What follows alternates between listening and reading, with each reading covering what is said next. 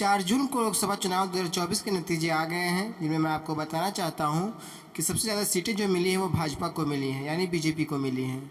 फिर भी वो बहुमत से चूक गए हैं। तो इस वीडियो में मैं आपको 2024 लोकसभा चुनाव के बारे में कंप्लीट इन्फॉर्मेशन देने वाला हूँ। अगर आप इस वीडियो को पूरा देख लेते हैं तो आप किसी भी कॉम्पिटिटिव एग्ज़ाम के लिए ये वीडियो काफ़ी हेल्पफुल साबित होगी। तो चलिए वीडियो को शुरू करते हैं। फ्रेंड्स, इस वीडियो में पहले हम लोग थ्योरी के कुछ पार्ट कवर करेंगे, उसके बाद फिर हम लोग क्वेश्चन की ओर बढ़ेंगे। तो चलिए थ्योरी पार्ट स्टार्ट करते हैं। लोकसभा चुनाव 2024 के बारे में कुछ इन्फॉर्मेशन है जिसको हम लोग देख लेते हैं। पहला पॉइंट है 4 जून को लोकसभा चुनाव 2024 के नतीजे आ गए हैं, जैसे कि मैंने पीछे आप लोगों को बताया। दूसरा पॉइंट है 10 साल बाद देश में किसी दल को बहुमत नहीं मिला है। एनडीए को बहुमत मिल गया है लेकिन भाजपा बहुमत से चूक गई है। फ्रेंड्स, 10 साल बाद ऐसा हुआ है कि किसी भी पार्टी को बहुमत नहीं मिली है। तीसरा पॉइंट है बीजेपी एक बार फिर से देश में सबसे बड़ी पार्टी बनी है। चुनाव में कुल 240 सीटें मिली हैं। कितनी? 240 सीटें। वहीं कांग्रेस सिर्फ और सिर्फ 99 सीटों पर सिमट गई है। चौथा पॉइंट है उत्तर प्रदेश में समाजवादी पार्टी सबसे बड़ी पार्टी बनी है। ये इस बार की सबसे बड़ी पार्टी बनकर उभरी है समाजवादी पार्टी। उसे 37 सीटों पर जीत मिली है। वहीं बीजेपी को सिर्फ 33 सीटों पर जीत मिली है। वहीं कांग्रेस ने भी यूपी में 6 सीटें जीती हैं। अगला पॉइंट है लोकसभा चुनाव 2024 में सबसे बड़ा झटका बीजेपी को लगा है, क्योंकि 2014 और 2019 दोनों ही बार बीजेपी ने अपने बूते बहुमत हासिल कर लिया था, लेकिन इस बार बीजेपी बहुमत के जादुई आंकड़े 272 से दूर रह गई। अगला पॉइंट याद रखिएगा, प्रधानमंत्री नरेंद्र मोदी लगातार तीसरी बार वाराणसी से चुनाव जीते। हालांकि 2014 और 2019 की तुलना में 2024 में उनकी जीत सबसे छोटी रही। पीएम मोदी ने ये चुनाव 1,52,000 वोटों के अंतर से जीता। अगला पॉइंट है देश के पहले प्रधानमंत्री पंडित जवाहरलाल नेहरू के बाद नरेंद्र मोदी दूसरे ऐसे प्रधानमंत्री हैं जो लगातार तीसरी बार सत्ता में आए हैं। चलिए अगले पॉइंट की ओर बढ़ते हैं। अगला पॉइंट है समाजवादी पार्टी के बाद ममता बनर्जी की तृणमूल कांग्रेस टीएमसी ने 29 सीटों पर जीत दर्ज कर बड़ी कामयाबी हासिल की है। टीएमसी ने पश्चिम बंगाल में बीजेपी को बहुत नुकसान पहुंचाया है। अगला पॉइंट है महाराष्ट्र में उद्धव ठाकरे को भी बड़ी सफलता मिली है। उनकी पार्टी शिवसेना उद्धव गुट ने इस चुनाव में 9 सीटों पर जीत दर्ज की है।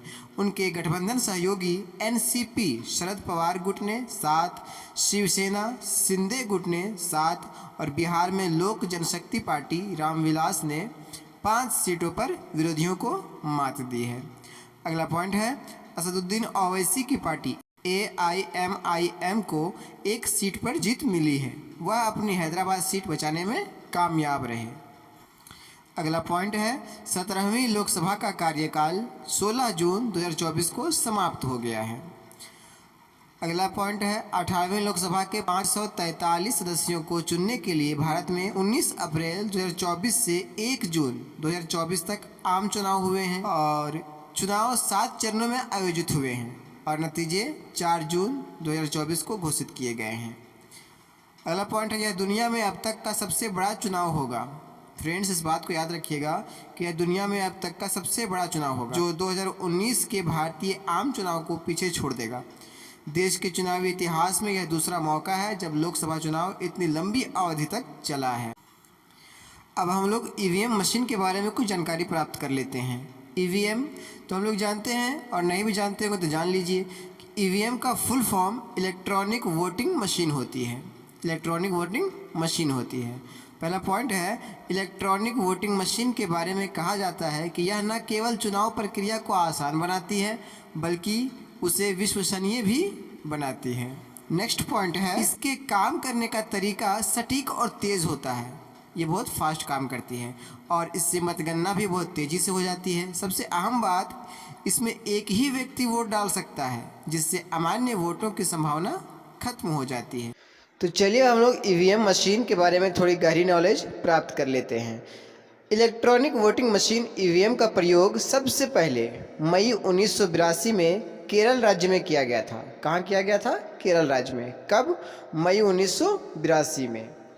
इलेक्ट्रॉनिक वोटिंग मशीन यानी ईवीएम का निर्माण Bharat electronics limited L Bharat electronics limited Bangalore और electronics corporation of India limited Hyderabad के द्वारा संयुक्त रूप से किया जाता है। यानी ईवीएम मशीन का जो निर्माण किया जाता है वो भारत इलेक्ट्रॉनिक्स लिमिटेड बेंगलोर और electronics corporation of India limited Hyderabad के द्वारा किया जाता है। इस बात को आप याद रखिएगा, कभी कभी डायरेक्ट क्वेश्चन इसी से पूछ लिए जाते हैं।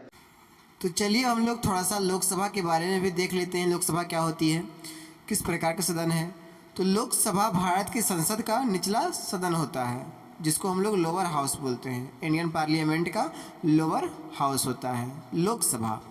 इसकी अवधि सीमा की बात करें तो अवधि सीमा इसकी 5 वर्ष की होती है। कितने वर्ष की होती है? 5 वर्ष की। इसके अध्यक्ष की बात करें तो ओम बिरला जी इसके अध्यक्ष हैं। कौन? ओम बिरला जी। लोकसभा के अध्यक्ष ओम बिरला जी हैं। 19 जून 2019 से, जो बीजेपी पार्टी से हैं। नेक्स्ट है उपाध्यक्ष। तो 25 मई 2019 से ये स्थान रिक्त है उपाध्यक्ष की। सदन के नेता की बात करें तो प्रधानमंत्री नरेंद्र मोदी 26 मई 2014 से सदन के नेता हैं, जो बीजेपी पार्टी से हैं। विपक्ष के नेता की बात करें तो 26 मई 2014 से विपक्ष के नेता की सीट खाली है। अगर हम लोकसभा की सीटों की बात करें तो लोकसभा की सीटें 543 हैं। कितने? 543। ये हम लोगों ने थ्योरी पार्ट कवर कर लिए हैं। अब हम लोग क्वेश्चन की ओर बढ़ते हैं। पहला सवाल है 2024 में कौन सी लोकसभा का चुनाव हुआ है? ऑप्शन ए 20वीं, बी 17वीं, सी 18वीं, डी 19वीं। तो सही जवाब हो जाएगा ऑप्शन सी 18वीं। इस बार जो चुनाव हुई लोकसभा की वो 18वीं लोकसभा की चुनाव थी। दूसरा सवाल है भारत के लोकसभा चुनाव 2024 में कितने करोड़ लोगों ने मतदान देकर विश्व रिकॉर्ड बनाया है? तो इसका सही जवाब हो जाएगा ऑप्शन ए 64.2 करोड़, यानी 64 करोड़ 2 लाख लोगों ने।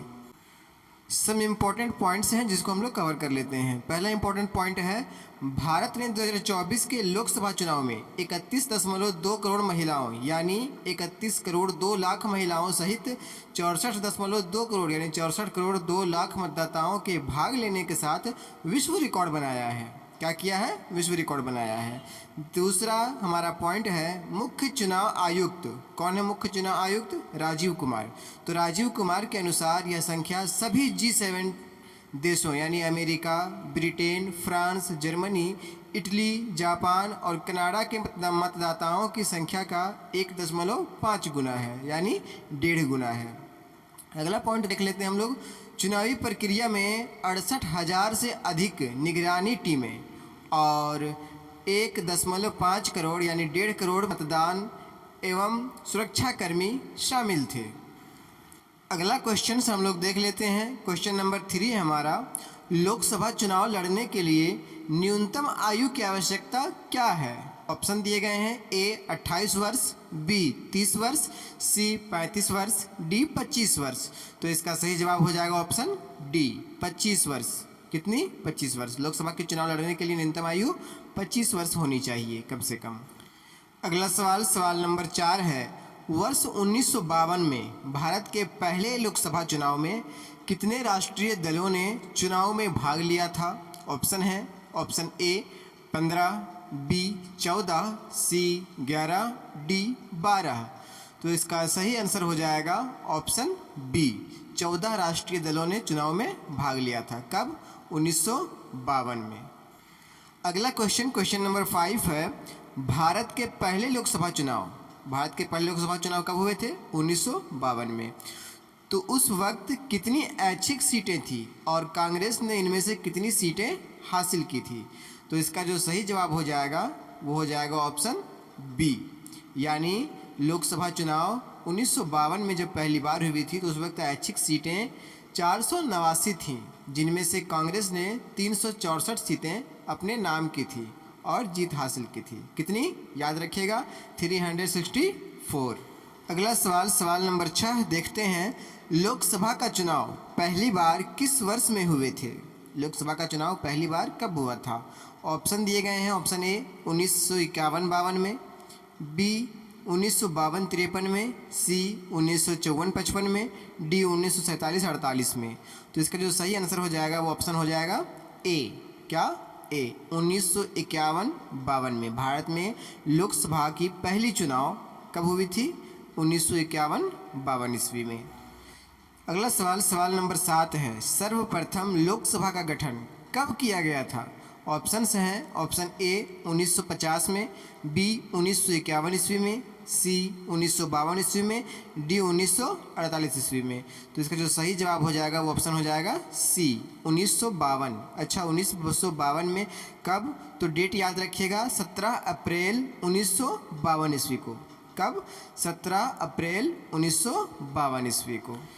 अगला सवाल, सवाल नंबर 8 है, लोकसभा का अध्यक्ष किसके द्वारा चुना जाता है? लोकसभा के अध्यक्ष को कौन चुनते हैं? ऑप्शन दिए गए हैं, ए राष्ट्रपति, बी प्रधानमंत्री, सी संसद के दोनों सदनों के सदस्य, डी लोकसभा के सदस्य।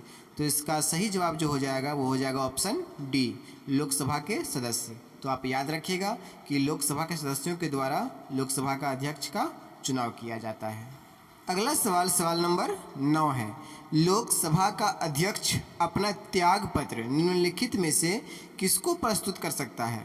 ऑप्शन ए लोकसभा के उपाध्यक्ष, बी उपराष्ट्रपति, सी प्रधानमंत्री, डी राष्ट्रपति। तो इसका जो सही जवाब हो जाएगा वो हो जाएगा ऑप्शन ए, लोकसभा के उपाध्यक्ष को, यानी लोकसभा का अध्यक्ष अपना त्याग पत्र लोकसभा के उपाध्यक्ष को प्रस्तुत कर सकता है। अगला सवाल देखने से पहले आपसे आग्रह है कि अगर हमारे चैनल में आप नए हैं तो चैनल को सब्सक्राइब कर लीजिए और बेल आइकन को भी प्रेस कर लीजिए। तो चलिए नेक्स्ट क्वेश्चन देखते हैं। हमारा अगला सवाल, सवाल नंबर 10 है, भारत में कितने लोकसभा निर्वाचन क्षेत्र हैं? आपके ऑप्शंस हैं, option A 553, B 523, C 543, D 533। तो इसका जो सही आंसर हो जाएगा वो हो जाएगा ऑप्शन सी 543। भारत में कितने लोकसभा निर्वाचन क्षेत्र हैं? 543।